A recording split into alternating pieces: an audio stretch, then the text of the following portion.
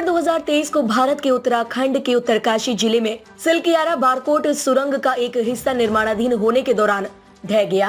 ढहने की घटना भारतीय समय अनुसार सुबह लगभग 5:30 बजे हुई और 41 श्रमिक सुरंग के अंदर फंस गए। बचाव अभियान तुरंत शुरू किया गया और इसका नेतृत्व राष्ट्रीय आपदा प्रतिक्रिया बल, राज्य आपदा प्रतिक्रिया बल, उत्तराखंड पुलिस और भारतीय सेना कोर ऑफ इंजीनियर्स और सीमा सड़क संगठन के प्रोजेक्ट शिवालिक के इंजीनियरों ने किया। सुरंग विशेषज्ञ अर्नोल्ड डिक्स और क्रिस कपूर सहित कई पेशेवर बचाव प्रयासों में शामिल थे।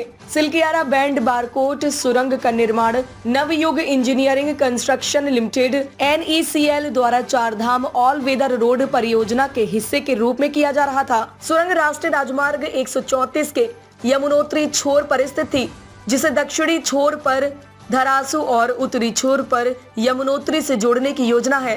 सुरंग को 4.5 किलोमीटर 2.8 मील लंबा बनाने की योजना है और इससे मार्ग लगभग 20 किलोमीटर 12 मील छोटा हो जाएगा। राज्य सरकार ने फंसे हुए श्रमिकों को बचाने के लिए ऑपरेशन जिंदगी शुरू किया। 16 नवंबर तक बचाव कार्यों के दौरान 2 सुरंग खोदने वाली मशीनें तैनात की गई थी। पहले की प्रगति अपर्याप्त होने के बाद दूसरी 3 भागों में उड़ाई गई थी। बचाव दल ने उस टीम से संपर्क किया था जिसने 2018 में थाईलैंड में थाम लुआंग गुफा आपदा से छात्रों को मुक्त कराया था। दरार की आवाजें सुनाई देने के बाद 17 नवंबर को सुरंग में मलबे के माध्यम से ड्रिलिंग रोक दी गई थी। वैकल्पिक पहुंच सुरंगों को मौजूदा मुख्य सुरंग के समांतर और निकट से शुरू किया गया था। ऑपरेशन के दौरान 3 पाइप ड्रिल किए गए, एक ऑक्सीजन प्रदान करने वाला, दूसरा सूखे भोजन के लिए मार्ग प्रदान करने वाला और एक 6 इंच 15 सेमी चौड़ा पाइप जिसका उपयोग गर्म भोजन की आपूर्ति करने और एक एंडोस्कोपी कैमरा डालने की अनुमति देने के लिए किया गया था। 21 नवंबर को यह बताया गया था कि एक चौड़े पाइप का उपयोग करके फंसे हुए श्रमिकों के साथ संचार और आपूर्ति स्थापित किया गया था। पाइपों का उपयोग पुरुषों को सूखे फल और अन्य खाद्य पदार्थ, चावल और दाल से युक्त गर्म भोजन सहित ऑक्सीजन और अन्य आवश्यक चीजें प्रदान करने के लिए किया गया था। साथ ही फिल्म बनाने और उनके साथ संवाद करने के लिए एक छोटा एंडोस्कोपी कैमरा भी था। इस स्तर पर सुरंग के मलबे के माध्यम से ड्रिलिंग के साथ साथ 3 ऊर्ध्वाधर शाफ्टों को ड्रिल करने का प्रयास किया गया था। मलबे और धातु की छड़ों की स्थिरता और उसमें फंसे एक पाइप की समस्याओं के कारण 22 और 23 नवंबर को ड्रिलिंग में देरी हुई। 23 नवंबर को ड्रिलिंग मशीन और उसके माउंटिंग प्लेटफॉर्म की महत्वपूर्ण मरम्मत की आवश्यकता हुई।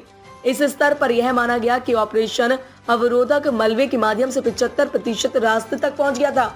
प्रधानमंत्री कार्यालय के एक पूर्व सलाहकार भास्कर खुलबे ने उम्मीद जताई कि बचाव अभियान 24 नवंबर की शाम तक समाप्त हो जाएगा और फंसे हुए श्रमिकों को निकाल लिया जाएगा।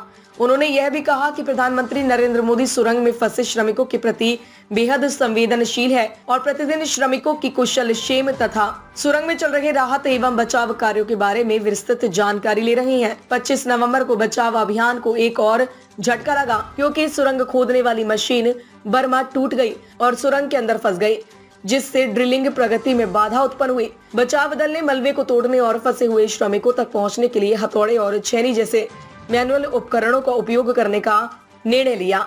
ऐसा माना जाता है कि ड्रिलिंग टूटने से लगभग 9 मीटर 30 फीट पीछे रह गई थी। इस बीच ऑस्ट्रेलियाई सुरंग विशेषज्ञ अर्नोल्ड डिस्क, जो बचाव अभियान का हिस्सा थे, ने बताया कि उन्हें सावधानी से आगे बढ़ने की जरूरत है और यह बचाव अगले दिन पूरा हो सकता है या अगले महीने तक लग सकता है, क्योंकि वे इसमें जल्दबाजी नहीं कर सकते। 28 नवंबर को बचाव दल में शामिल रैट होल खनिकों ने मैनुअल रूप से काम करते हुए मलबे की शेष लंबाई को तोड़ दिया और फंसे हुए श्रमिकों तक पाइप पहुंचाया। 28 बचाव दल ने दिन भर स्ट्रेचर पर एक एक करके श्रमिकों को बाहर निकाला। इस प्रक्रिया में कई घंटे लगने की उम्मीद थी। बाद में उसी दिन लगभग 20 घंटे 50 मिनट IST पर उत्तराखंड सरकार द्वारा यह पुष्टि की गई कि सभी 41 श्रमिकों को सफलतापूर्वक बचा लिया गया।